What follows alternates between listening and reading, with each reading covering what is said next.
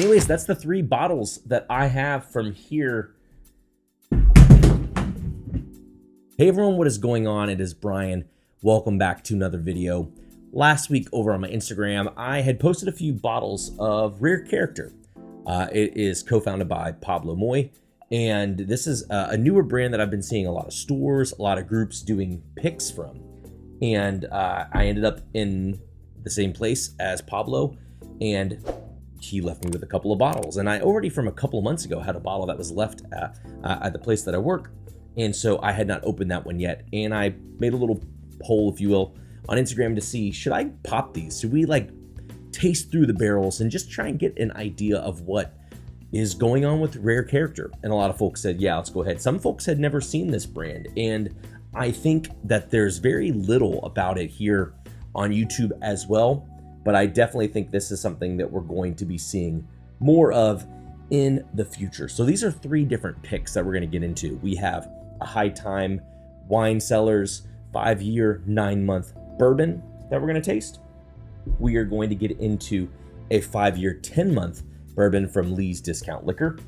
And then we have this 6-year rye from Playa Provisions, which is really interesting. I'm excited for this one. It is distilled in Tennessee, aged in Kentucky. I had recently read an article from Breaking Bourbon. They were reviewing a barrel, and it was just kind of talking about the access to barrels that it seems like Pablo and Rare Character are able to get right now. So a myriad of things, maybe from a myriad of places. And so we might see a lot of variance with the different barrels that have come out. And part of what I read about him wanting to do is just really kind of find a really nice bottle or pour for various bars, various stores. I feel like that might be what single barrels in general are. So I don't exactly know the specifics to what make Rare Character so special yet. But I think with time, we're gonna end up figuring that out. These are all wax topped. So I went ahead and cut through those already, because who wants to see the struggle of somebody actually cutting through that kind of stuff? My freaking finger. Live on camera. So we're gonna go ahead and pour these out. We're gonna taste through them and see maybe what is going on with Rare Character. I'll be right back. If you haven't already, give me a thumbs up, leave me a comment down below, subscribe to the channel if you haven't. Let me know if you're enjoying the content that I'm putting out here on the channel so I can continue to put out content that you're interested in here on the channel. Have you tried a Rare Character bottle near you? Leave me some comments down below. Let me know what you've tried and what you thought about them. The first one that we're gonna be tasting through comes from Lee's Discount Liquors. This is 114.72 proof. And again, it's 5 years, 10 months old. In the nose right away is a little unassuming at first. I feel like you get some kind of cinnamon roll notes. You get kind of like that baked, sweet spice note. A touch of clove, a touch of lemon in there. A little bit of brown sugar, but it's a little reserved on the nose. So let's go ahead and go into the palate here. The taste is something I really think you need to acclimate your palate to before you really start to dig in. I feel like it has kind of some big tobacco and spice notes right away. It has dark fruit. It has vanilla. It has, again, as you sip further, a deep amount of oak and tobacco notes there, more than you would probably think on a general 5-year product. Sometimes when I sip it, it seems a lot older, a lot deeper, but it does have a nice, bracing, spicy backbone. It lingers dry on the palate. There's a little bit of caramel, a little bit of vanilla again, trails with some of that oak, a little bit dry, not quite tannic, but does kind of have this dry, oaky presence, kind of cigar box type presence there. Continuing to sip, maybe a touch grain, met with these kind of like blackberry, darker fruits. And again, just an interesting amount or flavor of oak for something that is still under 6 years old.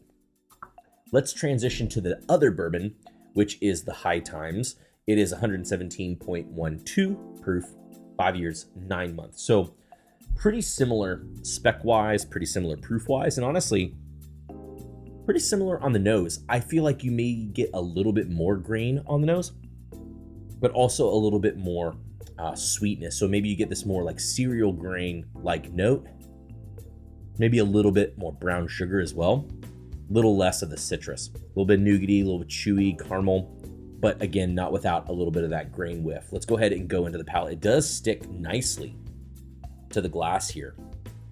Some kind of nice legs going on. Let's go ahead and go in for a sip. This has almost like a coconut sweetness to it, but still, like the nose, a little bit of grain forwardness, some longer lasting spice. It's not necessarily as striking, but it definitely tingles around the gums. It leaves with a little bit longer Kentucky hug. It still has these brown sugary, cakey, spiced oak notes. So while these aren't overly fruity, there's touches of fruit there. I feel like these oaky, tobacco-y, spiced notes are the prominent flavors in these two bourbons. If you want something that's deep, if you want something that has maybe a little bit of youthful grain, but some oak notes to it, something that stays away from kind of the fruitier profile, this one definitely is doing that. It's spicy and oaky, especially for something that's under 6 years old. Yeah, I'm still feeling it. It's kind of popping all on the tongue. Not quite cinnamon, but definitely just spiced. The finish on this one, it's not quite dry. It's deep, but it's very spicy, very long lasting. I definitely think this is a little bit more improved over the Lees, but does have a similar pocket of flavor to the Lees. So let's make a pivot here and let's go to that rye. The nose on the rye, it has a little bit of grain similar to that High Times bourbon, but it has a little bit of that kind of clove and citrus like the Lees bourbon. Kind of soft, kind of unassuming there, lighter in color too. Again, this is a 6-year rye. This is 112.4 proof. I'm not pulling a lot on the nose. I'm not getting a lot of vanilla or anything. Not really any oak notes. So let's go ahead and dive into the palate, see what we find. The palate's pretty coating. There's a lot of cinnamon, a lot of nutmeg, a lot of these dry spice notes to it. But then it has this slightly custardy, chewy finish. The flavor though still kind of has these younger, a little bit more youthful notes to it. Maybe like a little bit malty, touch of banana-y, a little yeasty. The finish, it has some leather notes that interact there as well. But again, it's mainly this kind of clove and cinnamon spice, very spice driven. I'll be curious to see what this does with a little bit of airtime. Again, we popped all these today, so maybe it's worth revisiting these. I might do that over on my Instagram at some point in time. Revisit these with a little bit of time open to see if they change a little bit of getting sweeter. I feel like the more you sip it, underneath these kind of cushiony, sweet kind of caramel like notes, you do notice some oak, but there's a balance there. You get youthfulness kind of leading the sips, some kind of grainy maltiness, big surge of baking spice within a little bit of that kind of slightly sweetened little bit of oak finish that again introduces the baking spice again. First thing that kind of pops in my head, you know, there's a little bit of things that kind of make me think of maybe some Maker's Mark there.